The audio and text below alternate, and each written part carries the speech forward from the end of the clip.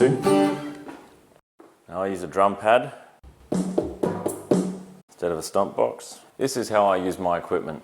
I use a Voice Live Play GTX with a loopy 3-switch pedal.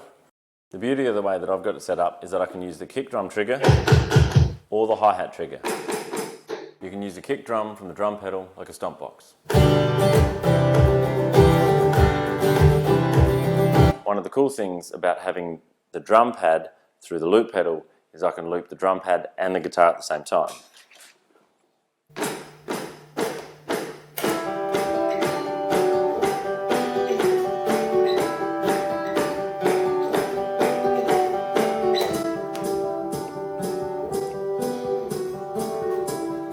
And then I can add next layers, whatever I like.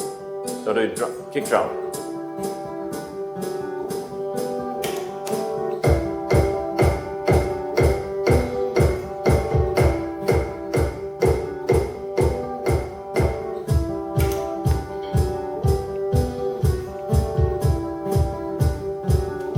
Now the guitar layer.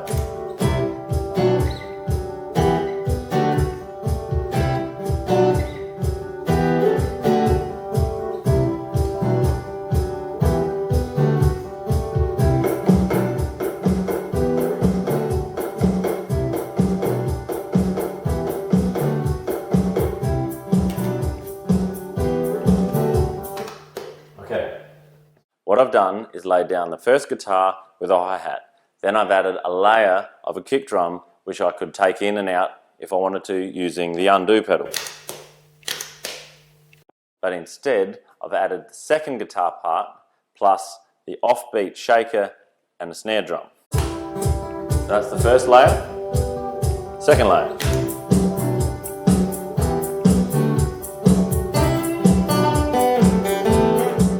The other way to do it is laying down a drum track first. Sometimes I use a kick drum trigger and play the rest on the pad. Or I can use a hi-hat trigger and play the kick drum up here.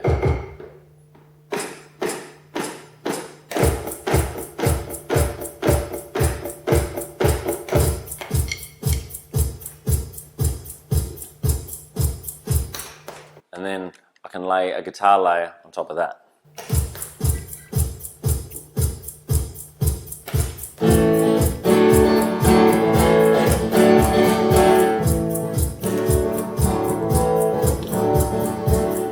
The beauty of having the extra 3-switch pedal is that I can assign one of the buttons to undo and redo that top guitar layer.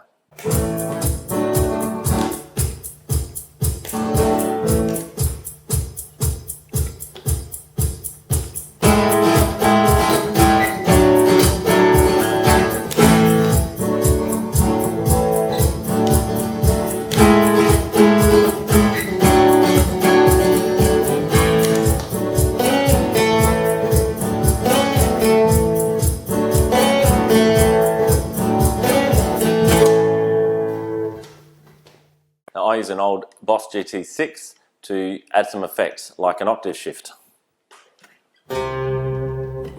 So that can come in handy with the looping as well. Just a side note, holding down the middle stop button of the TC-Helicon will clear all of the loops. That's what I'm doing here. Now, back to the lesson.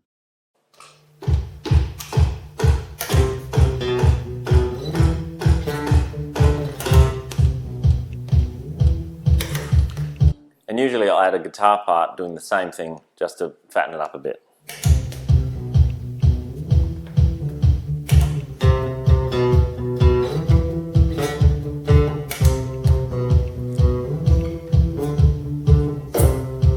And add a shaker or something.